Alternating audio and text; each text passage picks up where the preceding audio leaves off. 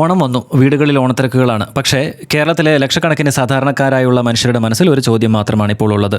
ഈ മാസത്തെ ക്ഷേമ പെൻഷൻ എപ്പോഴാണ് കിട്ടുക? ഓഗസ്റ്റ് മാസത്തെ ക്ഷേമ പെൻഷൻ ഓഗസ്റ്റ് 19 മുതൽ വിതരണം ആരംഭിക്കുമെന്നായിരുന്നു അറിയിപ്പ്. ഏകദേശം 59 ലക്ഷം ഗുണഭോക്താക്കൾക്കായി 951 കോടിയിലധികം രൂപയാണ് അനുവദിച്ചതായും പ്രഖ്യാപിച്ചിരുന്നത്.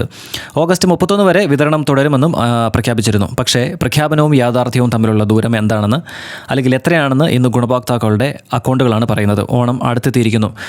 പെൻഷൻ ലഭിക്കുമെന്ന് പ്രതീക്ഷിച്ചിരുന്ന വയോധികരും വിധവകളും ഭിന്നശേഷിക്കാരും ജീവിത ചെലവുകൾക്കായി ഈ ചെറിയ തുകയെ ആശ്രയിക്കുന്ന സാധാരണക്കാരും അവർക്ക് സർക്കാർ പ്രഖ്യാപനം മാത്രം പോരല്ലോ, അവരുടെ അക്കൗണ്ടിലേക്ക് പണം എത്തുകയും വേണം. കാരണം 2000 രൂപയോ 3000 രൂപയോ എന്നത് സർക്കാരിൻ്റെ കണക്ക് പുസ്തകത്തിലൊരു സംഖ്യ മാത്രമായിരിക്കാം. പക്ഷേ ഒരു സാധാരണ കുടുംബത്തിന് അതുകൊണ്ട് ഒരു മാസത്തെ മരുന്ന് വാങ്ങാം, വീട്ടിലേക്കുള്ള പലചരക്ക് സാധനങ്ങൾ വാങ്ങാം, ഓണത്തിന് കുട്ടികൾക്ക് വസ്ത്രം വാങ്ങാം. അതാണ് ക്ഷേമ പെൻഷൻ്റെ യഥാർത്ഥ അർത്ഥം. ഇവിടെയാണ് മറ്റൊരു ചോദ്യം ഉയരുന്നത്: വാഗ്ദാനങ്ങൾ എത്രയുണ്ട്? 2026 തിരഞ്ഞെടുപ്പ് പ്രകടന പത്രികയിൽ UDF ക്ഷേമ പെൻഷൻ 3000 രൂപയായി ഉയർത്തുമെന്നും അർഹരായവർക്ക് അത് നിയമപരമായ അവകാശമാക്കുമെന്നും പ്രഖ്യാപിച്ചിരുന്നു. തിരഞ്ഞെടുപ്പിന് മുൻപ് പറഞ്ഞ വാഗ്ദാനം തിരഞ്ഞെടുപ്പിന് ശേഷം വീണ്ടും വാഗ്ദാനം ആവർത്തിച്ചു.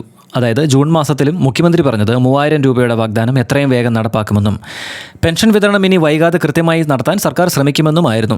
ഇപ്പോൾ ചോദ്യം ഇതാണ്: വാഗ്ദാനം ചെയ്യുന്നത് എളുപ്പമാണല്ലോ, പക്ഷേ ആ വാഗ്ദാനം പാലിക്കുന്നത് എപ്പോഴാണ്? ഒരു സർക്കാർ അധികാരത്തിലെത്തുന്നത് പ്രഖ്യാപനങ്ങൾ നടത്താനാണോ?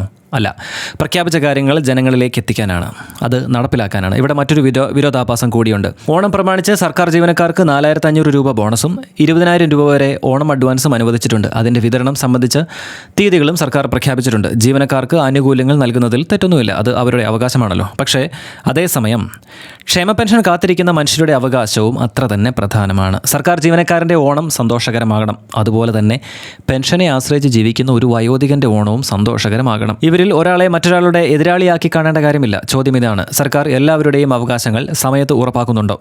ഒരു സർക്കാർ പണം അനുവദിച്ചു എന്ന് പറയുന്നത് കൊണ്ട് മാത്രം ഒരു ഗുണഭോക്താവിൻ്റെ ജീവിതത്തിൽ മാറ്റമുണ്ടാകില്ല. പണം അനുവദിച്ചു, വിതരണം ആരംഭിച്ചു, വിതരണം പൂർത്തിയാക്കും. ഈ 3 വാക്യങ്ങൾക്കുമിടയിൽ ഒരു സാധാരണക്കാരനായുള്ള ഒരു മനുഷ്യൻ്റെ ജീവിതമുണ്ട്. അവിടെയാണ് ഭരണത്തിൻ്റെ യഥാർത്ഥ പരീക്ഷണം. പ്രഖ്യാപനം വന്നോ എന്നതല്ല ചോദ്യം, പണം കിട്ടിയോ എന്നതാണ് ചോദ്യം.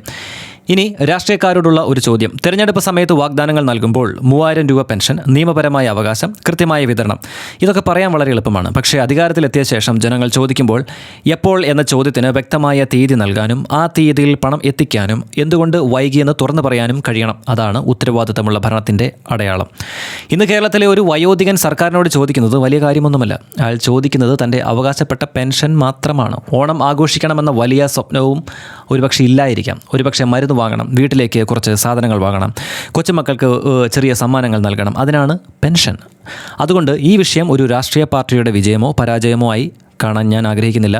ഇത് ജനങ്ങളുടെ പണവും ജനങ്ങളുടെ അവകാശവുമാണ്. വാഗ്ദാനങ്ങൾ മാറിക്കൊണ്ടിരിക്കും, സർക്കാരുകൾ മാറിക്കൊണ്ടിരിക്കും. പക്ഷേ പെൻഷനെ ആശ്രയിക്കുന്ന മനുഷ്യരുടെ ജീവിതം അത് തിരഞ്ഞെടുപ്പ് കലണ്ടർ നോക്കി കാത്തിരിക്കില്ല. അതുകൊണ്ട് സർക്കാരിനോട് ഒരു ചോദ്യം മാത്രം: പറഞ്ഞ തീയതിയിൽ പെൻഷൻ എവിടെ?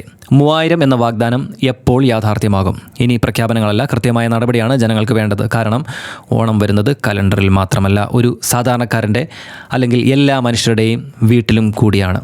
നിങ്ങളിതിനെപ്പറ്റി എന്താണ് ചിന്തിക്കുന്നത്? നിങ്ങളുടെ വിലയേറിയ അഭിപ്രായങ്ങൾ ഈ കമൻറ്റ് ബോക്സിൽ രേഖപ്പെടുത്തുക. നമുക്കപ്പോൾ മറ്റൊരു വാർത്താ അപ്ഡേറ്റിൽ കണ്ടുമുട്ടാം. നന്ദി.